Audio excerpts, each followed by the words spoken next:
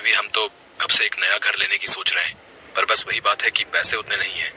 अरे ऐसी बात है तो मेरी नजर में एक घर है। मैंने देखा तो नहीं है, पर पड़ोस वाले शर्मा जी बता रहे थे। शहर से थोड़ा हटकर है, पर तुमको काफी पसंद आएगा।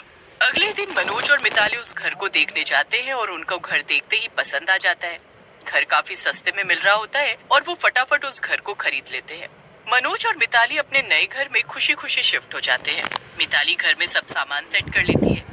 सब कामों से फ्री होकर मिताली नीचे घूमने जाती है तो अचानक उसकी नजर घर के पीछे बंद पड़े बगीचे पर पड़ती है।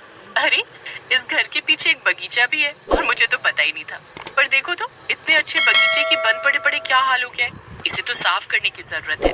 मिताली बगीचे के अंदर जाने का सोच ही रही होती है कि तभी वहाँ एक काम वाली आती है और मिताली को आवाज दे देती है। अरे मेम साहब, ये आप क्या कर रही हो? अरे, तुम कौन हो? मैं काम वाली। साहब ने एड्रेस दिया था यहाँ का और बोला था आपसे बात करने को। अच्छा अच्छा, अंदर आओ, मैं तुमको सब काम समझा देती हूँ। मिताली अपनी काम वाली लक्ष्मी को सब काम समझा देती है। ठीक है मेम साहब, मैं कल से काम पर आ जाऊंगी। ठीक है, वैसे तुम रहती कहाँ हो? मैं तो मेम साहब यही पास में रहती हूँ। यहाँ आसपास के सारे घरों का काम मैं ही करती हूँ। अच्छा, तो फिर तुमको तो पता होगा कि हमसे पहले इस घर में कौन रहता था? रहता था एक सन की आदमी। उसकी बीवी बहुत ही सुंदर थी और वो उसे हमेशा घर में कैद करके रखता था। अगर गलती से वो सब्जी लेने या किसी से बात करने के लिए भी बाहर खड़ी हो जाती थी, तभी वो गुस्से से आग बबूला हो जाता था। अच्छा, तो अब कहाँ गए वो लोग? अरे, किसी का फोन आ रहा है। चलो तुम जाओ और कल से आ जाना। मैं अभी फोन देखती हूँ, शायद मेरे पति ही कर रहे होंगे। लक्ष्मी वापस चली जाती है और उन दोनों की बात अधूरी रह जाती है। अगले दिन से लक्ष्मी काम पर आना शुरू कर देती है। मिताली सामान रखने में ही इतनी बिजी होती है कि वो लक्ष्मी से बात ही नहीं कर पाती। सब ठीक चल रहा होता है, पर फिर एक दिन लक्ष्मी मिताली से बोलती है। मेम साहब, मेरे बेटे की तबीयत कुछ ठीक नहीं है। मुझे 2-3 दिन की छुट्टी चाहिए। ऐसी बात है तो तुम उसका ध्यान रखो। 2-3 दिन की बात है तो मैं संभाल लूंगी। अगले दिन लक्ष्मी काम पर नहीं आती और मिताली घर का सारा काम खुद ही करने लगती है। पूरे घर की सफाई, बर्तन, कपड़े और खाना बनाने के बाद वो आराम से बैठी होती है। फिर अचानक मिताली को ध्यान आता है कि उसने बगीचा तो साफ ही नहीं किया। बताओ, मुझे यहाँ इतने दिन हो गए और बगीचा साफ करने की फुर्सत ही नहीं मिल रही। लक्ष्मी भी अभी 2-3 दिन नहीं आएगी। एक काम करती हूँ, मैं खुद ही बगीचा साफ कर लेती हूँ। मिताली अपनी झाड़ू उठाती है और बगीचे में जाती है। बगीचे में पैर रखते ही उसे बड़ा अजीब सा महसूस होता है। उसके बाद वो बगीचे में झाड़ू लगा ही रही होती है कि तभी एक तेज हवा का झोंका उसके बालों को उड़ा देता है। मिताली डर कर पीछे देखती है, पर वहाँ तो कोई भी नहीं होता। एक भी पत्ता नहीं हिल रहा, तो फिर ये हवा कहाँ से चली? बड़ी अजीब बात है। मिताली फिर से सफाई में लग जाती है और तभी उसे एक आवाज आती है। मुझे बाहर निकालो। मिताली थोड़ी घबराई सी हो जाती है। सूरज भी ढलने ही वाला होता है। मिताली झाड़ू को वहीं छोड़कर घर आ जाती है।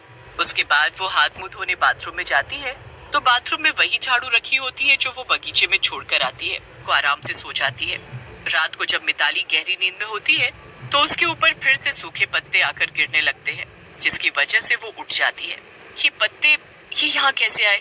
मैं क्या करूँ? इनको उठाऊंगी तो ये मेरी बात पर यकीन भी नहीं करेंगे। मिताली उन पत्तों के पीछे पीछे जाती है और फिर से उसी बगीचे पर पहुंच जाती है। अंधेरा होने की वजह से उसे कुछ ठीक से दिख नहीं पा रहा होता। मिताली आहिस्ता आहिस्ता उसके पास जाती है और जब मिताली उस औरत की शक्ल देखती है तो उल्टे पांव वहां से भागती है। भागते भागते मिताली के पैर में कंकड़ चुभ जाता है और मिताली अपना पैर पकड़कर वहीं खड़ी हो जाती है। मनोज, मनोज, मुझे बचाओ, कोई मुझे बचाओ। मिताली पैर में लगने की वजह से उठ नहीं पा रही होती और चुड़ैल झूले पर झूलते हुए उसे देखकर मुस्कुरा रही होती है। आओ आओ, मेरे पास आओ, मेरी बात सुनो, मुझे यहाँ से आजाद करो, मुझे यहाँ से निकालो, आओ मेरे पास आओ। नहीं नहीं। मिताली जैसे तैसे करके खुद को खड़ा करती है और लड़खड़ाती हुई भागती है और सीधा अपने कमरे में जाकर रुकती है। वो जल्दी से मनोज को उठाती है। मनोज, मनोज, वो चुड़ैल, मैं सच बोल रही थी। वो बगीचा है ना, वो एक भूतिया बगीचा है। वहाँ एक चुड़ैल झूला झूल रही थी। वो मुझे अपने पास बुला रही थी और बार बार बोल रही थी कि मुझे यहाँ से आजाद करो, मुझे यहाँ से बाहर निकालो। बचाओ, बचाओ, कोई मुझे बचाओ, मुझे छोड़ दो। मैंने तुम्हारा क्या बिगाड़ा है? प्लीज मुझे छोड़ दो। चुड़ैल मिताली का हाथ छोड़ ही नहीं रही होती और तभी मिताली वहाँ रखा बेलन उस चुड़ैल के हाथ पर मारती है और वहाँ से भागती है। भागते भागते वो घर के बाहर जाने के लिए गेट खोलती ही है कि तभी सामने वो लक्ष्मी से टकरा जाती है। लक्ष्मी, लक्ष्मी मुझे बचा ले, वो चुड़ैल मुझे मार डालेगी। चुड़ैल? ये क्या बोल रहे हो आप मेम साहब? लक्ष्मी बड़ी मुश्किल से मिताली को शांत करती है। आप बताओ मेम साहब की क्या बात है? उस बगीचे में चुड़ैल है, वो बगीचा भूतिया है। मैंने अपनी आंखों से उस झूले पर उसे झूलते देखा है। हे भगवान, कि आप उस बगीचे में गई थी, पर क्यों? आपको वहाँ नहीं जाना चाहिए था। आप उस दिन पूछ रही थी ना कि आपसे पहले इस घर में कौन रहता था। बात अधूरी रह गई थी। इस घर में जो सनकी आदमी रहता था, एक दिन उसकी बीवी से मिलने उसका एक पुराना दोस्त घर पर आ गया था।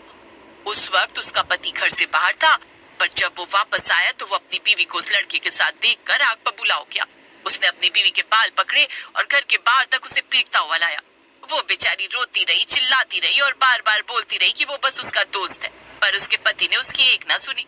उसके बाद उसकी बीवी को किसी ने नहीं देखा और उसका पति पागल हो गया था, तो उसे पागल खाने में बंद करना पड़ा। तब से ये घर बंद था।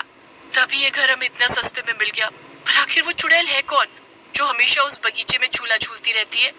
हम बस इतना जानते हैं कि वो औरत भी इसी चुड़ैल की तरह अक्सर उस झूले पर बैठी रहती थी। अब सच क्या है किसी को नहीं पता।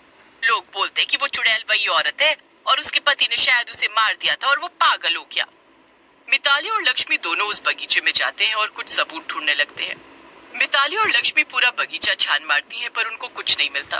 वो दोनों वहाँ से वापस लौटने ही लगती है कि मिताली फिर से उसी पत्थर से टकरा कर गिर जाती है। मिताली और लक्ष्मी जैसे ही उस पत्थर को हटाते हैं तो उसके नीचे उनको कुछ बाल दिखते हैं।